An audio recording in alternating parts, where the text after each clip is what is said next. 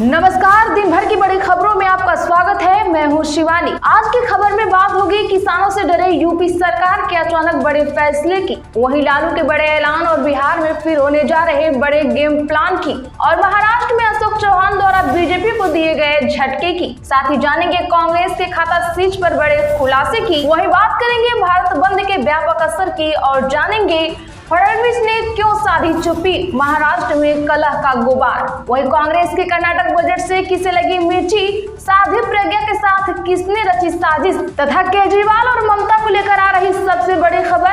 Bulletin में सभी प्रमुख खबरें जानेंगे, इसलिए अंत तक बने रहिए। चलिए पहले नजर डालते हैं आज की सुर्खियों पर। उससे पहले एक लाइक जरूर कर दें। कांग्रेस के फ्रिज खातों से रोक हटी, पार्टी ने कहा था ना बिजली बिल भर पा रहे, ना कर्मचारियों को दे पा रहे सैलरी।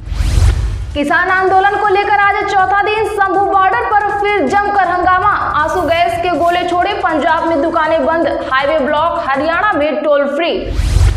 तेजस्वी ने नीतीश को बताया थका हुआ मुख्यमंत्री, सासाराम में चलाई जीप, बगल में बैठे राहुल, न्याय यात्रा में 4 किलोमीटर का किया रोड शो। गाजीपुर बॉर्डर पर 2 किलोमीटर लंबा जाम, नोएडा का अट्टा मार्केट बंद, किसान नेता हाउस अरेस्ट, टिकैत बोले किसान बात कहने का हक रखता है। एकनाथ शिंदे का कटेगा पत्ता, अगले सीएम के सवाल पर फडणवीस ने नहीं लिया नाम, इंतजार की बात। अरविंद केजरीवाल और संजय सिंह को गुजरात हाईकोर्ट से बड़ा झटका, पीएम मोदी डिग्री मानहानि केस में जारी समन रद्द करने की याचिका हुई खारिज। प्रधानमंत्री नरेंद्र मोदी ने हरियाणा में एम्स का किया शिलान्यास, रैली में बोले कांग्रेस के नेता अपना एक स्टार्टअप नहीं संभाल पा रहे। नीतीश के साथ आने पर बोले लालू आएंगे तो देखेंगे, दरवाजा कभी बंद नहीं होता, राहुल के पीएम बनने पर कहा कोई कमी नहीं। सांसद प्रज्ञा ने आकाशा एयरलाइंस पर लगाए गंभीर आरोप, बोली ड्यूटी मैनेजर और उनकी गैंग ने व्हीलचेयर झटकी, किया दुर्व्यवहार। अशोक चौहान का बड़ा बयान, कहा रातों रात तो विचारधारा नहीं बदल सकता, भाजपा को भी समझना होगा। सिद्धारमैया ने पेश किया कर्नाटक का बजट, वक्फ के लिए 100 करोड़, ईसाइयों के वास्ते जारी हुआ 200 करोड़ का बजट। उत्तर प्रदेश में 6 माह हड़ताल पर लगी पाबंदी, सभी विभागों, निगमों और प्राधिकरणों में तत्काल प्रभाव से लागू। राहुल गांधी की पसंद पर भारी पड़ी दिग्विजय कमलनाथ की यारी, अपने चहेतों को यूं बनवा लिया आरएस कैंडिडेट। नहीं रहे टीएमसी विधायक इदरीस अली, कांग्रेस से की थी राजनीतिक करियर की शुरुआत, बाद में तृणमूल से जुड़े थे। सुप्रीम कोर्ट पहुंचा संदेश खाली विवाद, मामले की सुनवाई बंगाल से बाहर ट्रांसफर करने की उठी मांग। उत्तर प्रदेश में राहुल गांधी की न्याय यात्रा का रूट एक बार फिर बदला, मुस्लिम बाहुल्य क्षेत्र से होकर जाएगी यात्रा। अजीत गुट को एनसीपी दिए जाने के खिलाफ शरद पवार ने सुप्रीम कोर्ट से जल्द सुनवाई की रखी मांग, जानिए क्या है मामला। अब पीएसएस के तहत कर्नाटक कर सकेगा 1,39,000 टन चना की खरीद, केंद्र से मिली मंजूरी। तमिलनाडु सीएम का राज्यपाल आरएन रवि पर आरोप, एमके स्टालिन ने कहा गवर्नर राजनीतिक एजेंडे के लिए विधानसभा का कर रहे इस्तेमाल। इस साल जनवरी में उड़ान में देरी के कारण 5 लाख यात्री प्रभावित, डीजीसीए ने जारी किए आंकड़े। रालोद के ये 2 विधायक बनेंगे मंत्री, योगी मंत्रिमंडल में जल्द होंगे शामिल, प्रधानमंत्री मोदी से भी करेंगे मुलाकात जयंत। प्रियंका गांधी आज चंदौली की न्याय यात्रा में नहीं हुई शामिल, कल आएंगी बनारस। आपदा का सटीक पूर्वानुमान, इसरो के नाटी बॉय की अग्नि परीक्षा, मौसम सैटेलाइट होगा लॉन्च। चलिए अब जानते हैं बड़ी और प्रमुख खबरों को विस्तार से।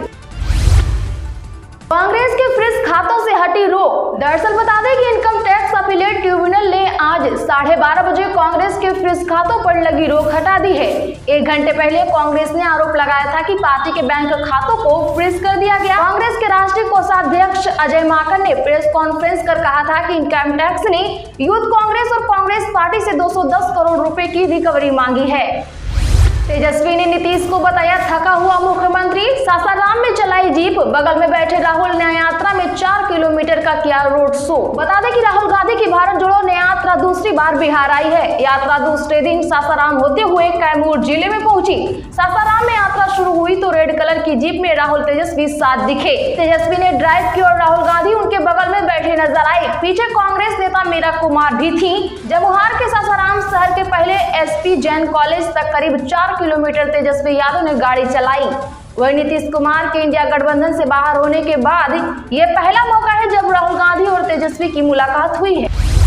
किसान आंदोलन का आज चौथा दिन, शंभू बॉर्डर पर फिर हंगामा। बता दें कि पंजाब के किसानों के दिल्ली कूच का आज चौथा दिन है। अंबाला में एक तैनात जीआरपी के एसआई हीरालाल चल बसे। इसकी वजह आंसू गैस के गोले से दम घुटना बताई जा रही है। गौरतलब हो कि संयुक्त किसान मोर्चा और मजदूर संघ ने आज ग्रामीण भारत बंद बुलाया था। इसमें गाँवों में दुकानें बंद करने और किसानों के खेतों में काम न करने को कहा गया। हरियाणा, पंजाब और हिमाचल में बाजार बंद रहे, रोडवेज की बसें नहीं चली। राजस्थान में हनुमानगढ़ और श्रीगंगानगर जिले के ग्रामीण क्षेत्रों में भी बंद का असर देखा गया।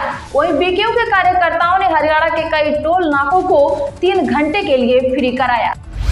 गाजीपुर बॉर्डर पर 2 किलोमीटर लंबा जाम, नोएडा का अट्टा मार्केट बंद। किसान नेता हाउस अरेस्ट, टिकैत बोले किसान बात कहने का हक रखता है। दरअसल बता दें कि संयुक्त किसान मोर्चा ने आज भारत बंद का आह्वान किया। बुलंदशहर और मेरठ में किसान हाउस अरेस्ट किए गए। नोएडा का सबसे बड़ा अट्टा मार्केट बंद करवा दिया गया। वहीं मुजफ्फरनगर में किसान हाईवे पर बैठकर प्रदर्शन किए। गाजियाबाद से भी दिल्ली के लिए निकले किसानों को हाईवे पर रोक लिया गया। मंडी बंद करवा दी गई। गाजीपुर बॉर्डर पर 2 किमी लंबा जाम लगा हुआ देखा गया। इटावा में किसानों के समर्थन में महिलाएं सड़क पर बैठी देखी गई। वहीं राकेश टिकैत ने बंदी का समर्थन करते हुए किसानों से कहा कि उनको अपनी बात रखने का पूरा हक है। एकनाथ शिंदे का कटेगा पत्ता, अगले सीएम के सवाल पर फडणवीस ने नहीं लिया नाम, इंतजार की बात। दरअसल महाराष्ट्र में इसी साल अक्टूबर में विधानसभा के चुनाव होने वाले हैं। यदि इस इलेक्शन में भी एनडीए जीत जाता है तो क्या उसके बाद भी एकनाथ शिंदे को ही भाजपा मुख्यमंत्री बनाएगी? इस सवाल का देवेंद्र फडणवीस ने कोई सीधा जवाब नहीं दिया। उन्होंने कहा कि अगला मुख्यमंत्री कौन होगा इसका फैसला राज्य की सत्ता में शामिल तीनों दल लेंगे। फिलहाल महाराष्ट्र सरकार में भाजपा, एकनाथ शिंदे की लीडरशिप वाली शिवसेना और अजित पवार के नेतृत्व वाली एनसीपी शामिल है। ऐसे में देवेंद्र फडणवीस ने बहुत सधा हुआ जवाब दिया है और कोई नाम न लेकर विवाद से बचने की कोशिश की है। अरविंद केजरीवाल और संजय सिंह को गुजरात हाई कोर्ट से झटका। पीएम मोदी डिग्री मानहानि केस में जारी समन रद्द करने की याचिका खारिज। जहां प्रधानमंत्री नरेंद्र मोदी की डिग्री मानहानि केस में दिल्ली सीएम अरविंद केजरीवाल और राज्यसभा सांसद संजय सिंह को गुजरात हाई कोर्ट से बड़ा झटका लगा है। दोनों ने इस मामले में अहमदाबाद की सेशन कोर्ट द्वारा जारी समन को रद्द करने का याचिका दायर की थी, जिसे गुजरात हाई कोर्ट ने रद्द कर दिया। अब दोनों को सेशन कोर्ट द्वारा तय की गई तारीख को कोर्ट में पेश होना पड़ेगा।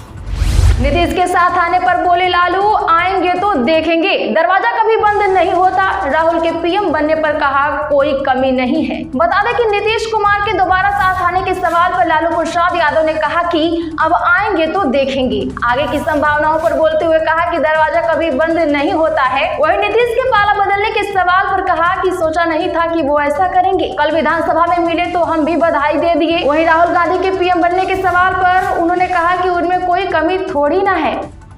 अशोक चौहान का बड़ा बयान, कहा रातों रात तो विचारधारा नहीं बदल सकता, भाजपा को भी समझना होगा। दरअसल बता दें कि कांग्रेस से 2 पीढ़ियों का रिश्ता तोड़कर भाजपा में आए अशोक चौहान ने खुलकर कहा है कि उनकी विचारधारा रातों रात नहीं बदलेगी। उन्होंने एक न्यूज चैनल को दिए इंटरव्यू में कहा कि मैं जानता हूं कि रातों रात अपनी विचारधारा को बदल लेना संभव नहीं है। मैं भाजपा की विचारधारा को समझूंगा। इसके अलावा यह भी ध्यान देने की बात है कि मैं हर चीज से सहमत ही रहूं, यह जरूरी नहीं है। रोज की ऐसी ही ताजा और बड़ी खबरों के लिए चैनल अभी सब्सक्राइब करें, वीडियो को लाइक शेयर करें, हमारा सपोर्ट जरूर करें।